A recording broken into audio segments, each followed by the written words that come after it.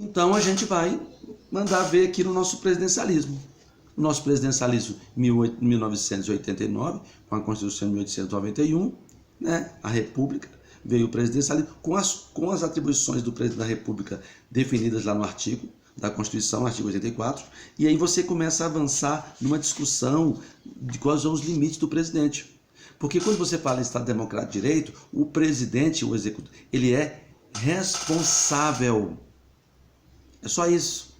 Ele é responsável pelos seus atos. E aí você tem aí uma evolução dessa participação política e avanços e retrocessos, fluxos e influxos.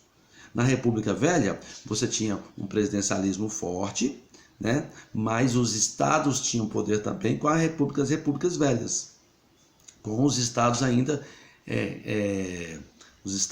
rurais, as fazendas, o poder.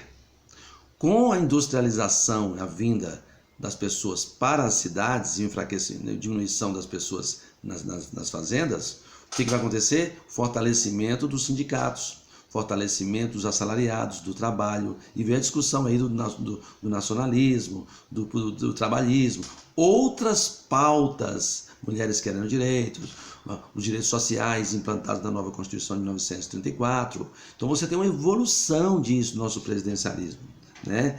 A gente sai daquele absolutismo e vamos caminhar para um presidencialismo de coalizão, de relação harmônica entre, não harmônica não, mas de relação entre Estado e Legislativo.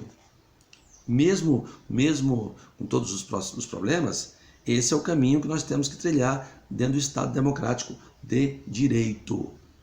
Tá? Agora nós vamos falar um pouquinho de cada governo, para a gente entender um pouquinho, para entender o que é o presidencialismo de coalizão e entender qual é o problema. O Marechal Deodoro da Fonseca teve grande dificuldade de governar. Por quê? Porque ele já censurou a imprensa, fechou o Congresso Nacional. O Deodoro da Fonseca durante a República. Tá? Então você vê que não é fácil, né? O governo do Marechal de Ferro, do Floriano Peixoto, também não foi fácil, porque ele degenera o governo nacional, né? Ele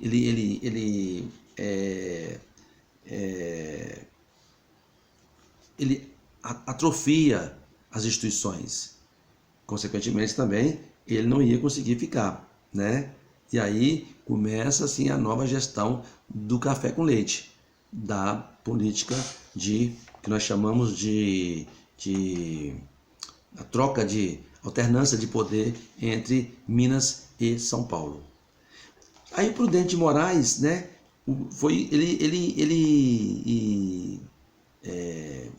começa um primeiro governo civil, Prudente de Moraes, né? Ele tem a dificuldade, tinha muitas revoltas ainda dos partidos, dos jacobinos, dos partidos que estavam no poder, mas ele consegue, né, retirar os militares que estavam no poder para poder fazer um governo civil, né?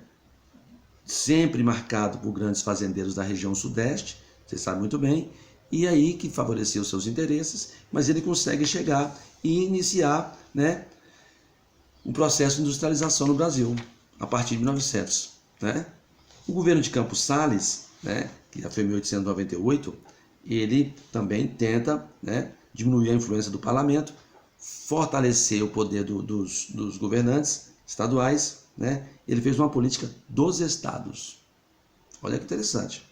Fortalecendo os estados. Né? Tentou estabilizar a dívida externa, combater a inflação, né? Desvalorização da moeda, tudo atual, nada diferente. Estou colocando o governo de Campos Salles, né? Aumento da carga tributária.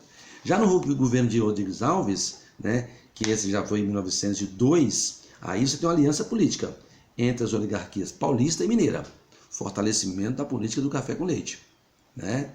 Aí combateu as doenças endêmicas, resolveu importantes questões diplomáticas lá na questão do Acre. Então, um governo razoável. O governo de Afonso Pena, né, ele já foi primeiro mineiro a exercer o mandato de presidente da República. Ele já chega e começa a promover um Estado para todos. A ideia de Afonso Pena, né?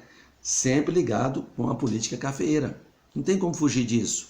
O Brasil era um país da monocultura, da exportação, né?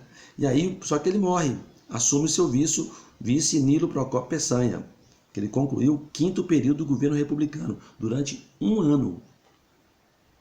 Durante um ano, ele foi o 5º, diante das instabilidades de governar, porque o Brasil ainda estava estabilizando o seu modelo, né? Aí veio o general Hermes da Fonseca, eleito pela política do café com leite, né? Disputou com quem? Com o Rui Barbosa. Disputou com o Rui Barbosa. Então você tem aí um governo difícil. Não é fácil você governar o Brasil, né? E aí você tem aí a revolta chibata, problemas, os insurgentes, né? O Brasil rompeu com a Alemanha, depois com Venceslau Braz. Então você tem aí a guerra do contestado durante esse governo em 1912. Nada fácil. Nada fácil. Estava chegando ali a Revolução Russa, em 1914. Aí você tem um governo de Venceslau Braz, que coincidiu com a Primeira Guerra Mundial. E aí aumenta a estabilidade, né? Influenciou diretamente a política financeira e o governo federal provocou importantes transformações econômicas no país, num processo de industrialização do Brasil, já que o Brasil queria usufruir dos conflitos internacionais. Daqui a pouco a gente continua.